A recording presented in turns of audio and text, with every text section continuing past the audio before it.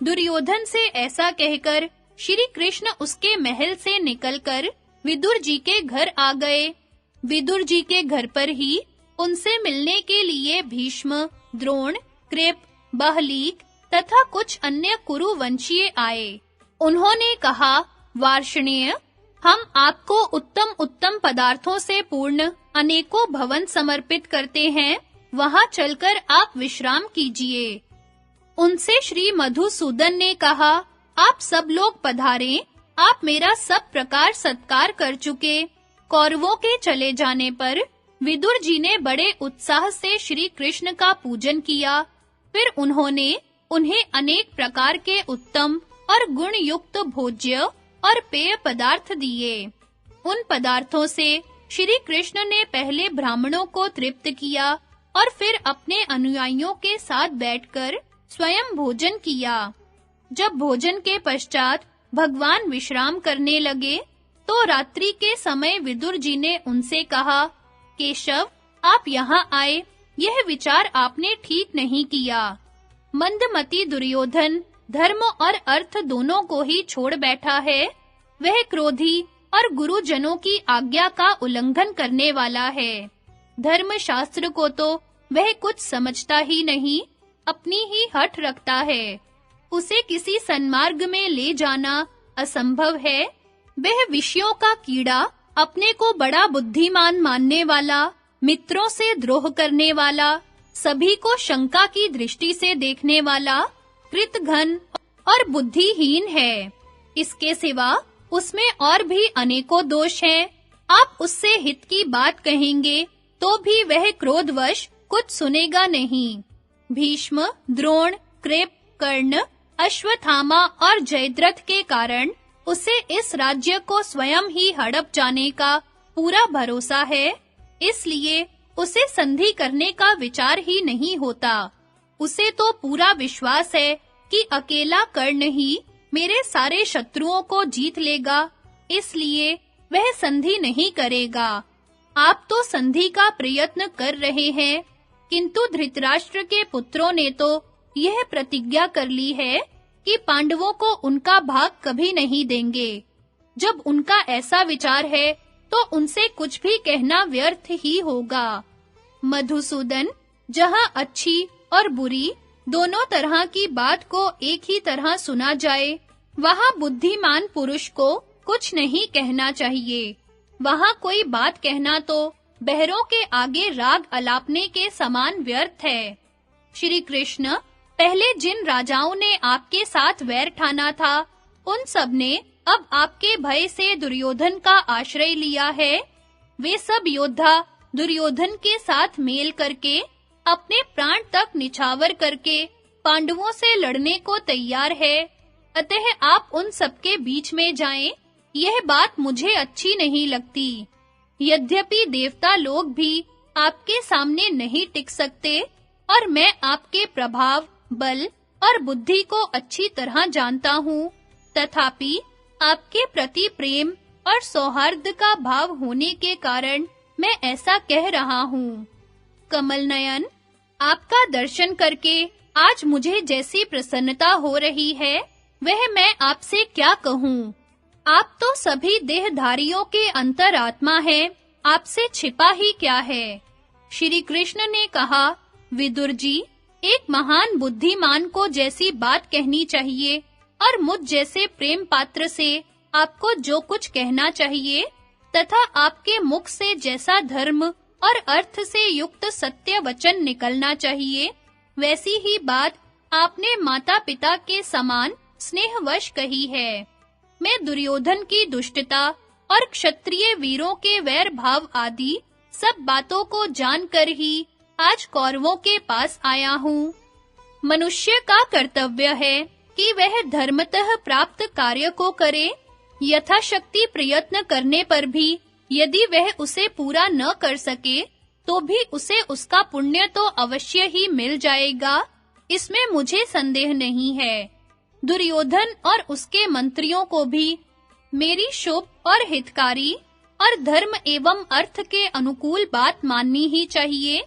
मैं तो निष्कपट भाव से कौरव, पांडव और पृथ्वी तल के समस्त क्षत्रियों के हित का ही प्रयत्न करूंगा।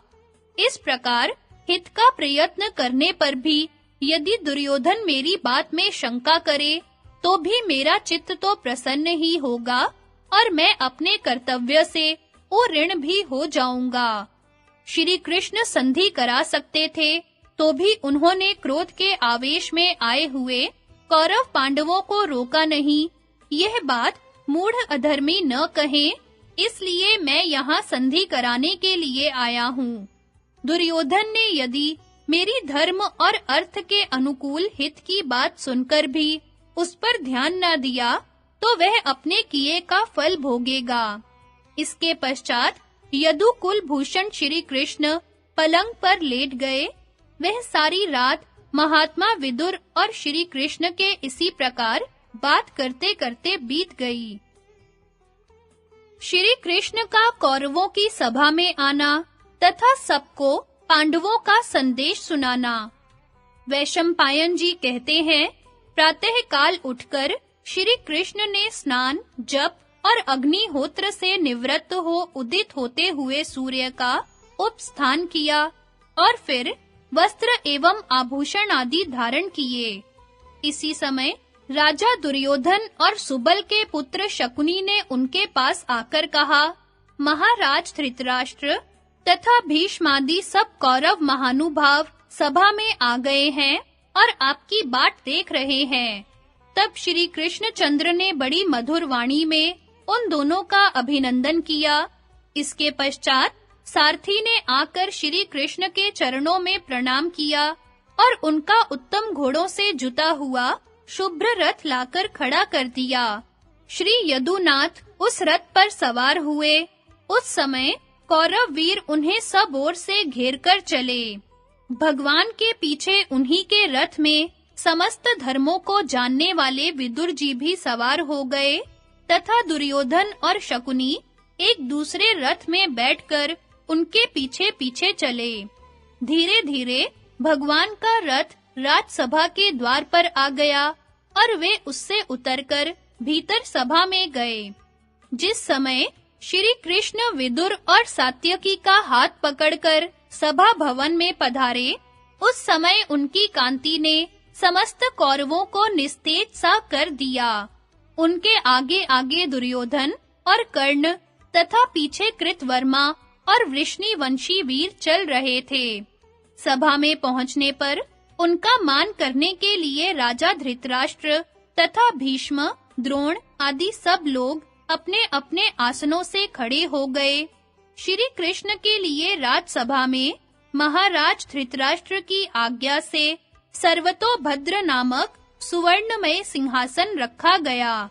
उस पर बैठकर श्री श्याम सुंदर मुस्कुराते हुए राजा धृतराष्ट्र, भीष्म, द्रोण तथा दूसरे राजाओं से बातचीत करने लगे तथा समस्त कौरव और राजाओं ने सभा में पधारे हुए श्री कृष्ण का पूजन किया।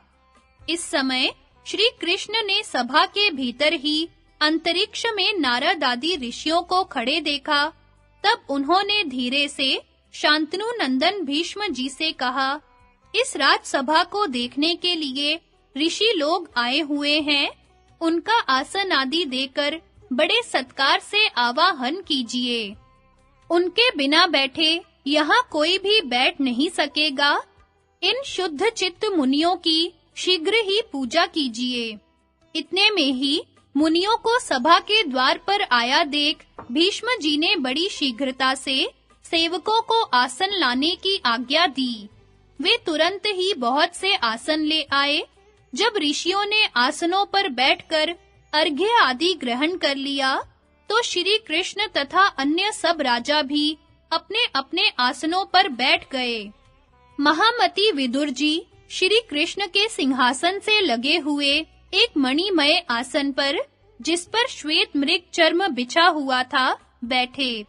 राजाओं को श्री कृष्ण का बहुत दिनों पर दर्शन हुआ था, अतः जैसे अमृत पीते-पीते कभी तृप्ति नहीं होती, उसी प्रकार वे उन्हें देखते-देखते अघाते नहीं थे।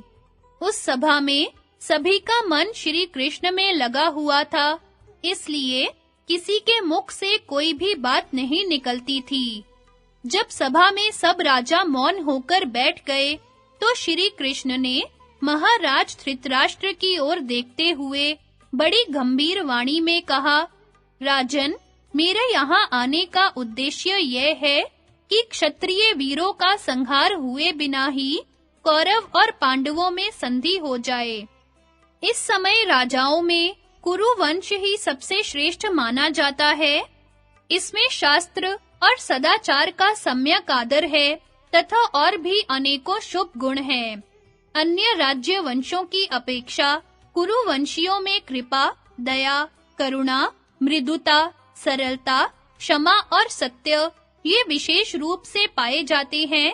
इस प्रकार के गुणों से गौरवान्वित इस वंश में आपके कारण यदि कोई अनुचित बात हो तो यह उचित नहीं है। यदि कौरवों में गुप्त या प्रकट रूप से कोई असद्व्यवहार होता है तो उसे रोकना तो आपका ही काम है। दुर्योधन आदि आपके पुत्र धर्म और अर्थ की ओर से मुंह फेर कर क्रूर पुरुषों के से आचरण करते हैं।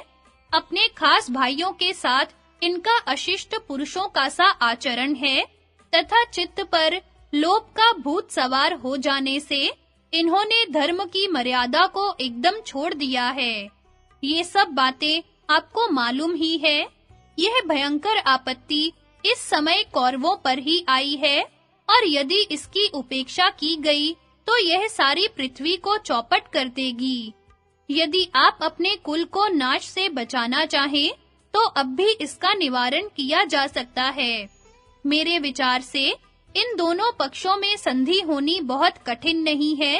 इस समय शांति कराना आपके और मेरे ही हाथ में है। आप अपने पुत्रों को मर्यादा में रखिए और मैं पांडवों को नियम में रखूंगा। आपके पुत्रों को अपने बाल बच्चों सहित आपकी आज्ञा में रहना ही चाहिए। यदि ये आपकी आज्ञा में रहेंगे तो इनका बड़ा भारी हित हो सकता है। महाराज, आप पांडवों की रक्षा में रहकर धर्म और अर्थ का अनुष्ठान कीजिए। आपको ऐसे रक्षक प्रयत्न करने पर भी नहीं मिल सकते। भरत श्रेष्ठ, जिनके अंदर भीष्म, द्रोण, कृप, कर्ण, विविंशति, अश्वत्थामा, विकर्ण, सोमदत्त, बाहलीक, युधिष्ठिर, भीमसेन, अर्जुन, नकुल, सहदेव, सात्यकी और युयुत्सु जैसे वीर हो, उनसे युद्ध करने की किस बुद्धिहीन की हिम्मत हो सकती है। कौरव और पांडवों के मिल जाने से आप समस्त लोकों का आधिपत्य प्राप्त करेंगे तथा शत्रु भी आपका कुछ नहीं बिगाड़ सकेंगे तथा जो राजा आपके समकक्ष या आपसे बड़े हैं वे भी आपके साथ संधि कर लेंगे। ऐसा होने से आप अपने पुत्र, पौत्र, पिता, भाई और सुहृदों से सब प्रकार सुरक्षित रहकर सुख से जीवन व्यतीत कर सकेंगे। यदि आप पांडवों को ही आगे रखकर इनका पूर्ववत आदर करेंगे तो इस सारी पृथ्वी का आनंद से भोग कर सकेंगे। महाराज, युद्ध करने में तो मुझे बड़ा भारी संहार दिखाई दे रहा है। इस प्रकार दोनों पक्षों का नाश कराने में आपको क्या धर्म दिखाई देता है? अतः आप इस लोक की रक्षा कीजिए और ऐसा कीजिए जिससे आपकी प्रजा का नाश न हो। यदि आप सत्व गुण को धारण कर लेंगे तो सबकी रक्षा ठीक हो जाएगी।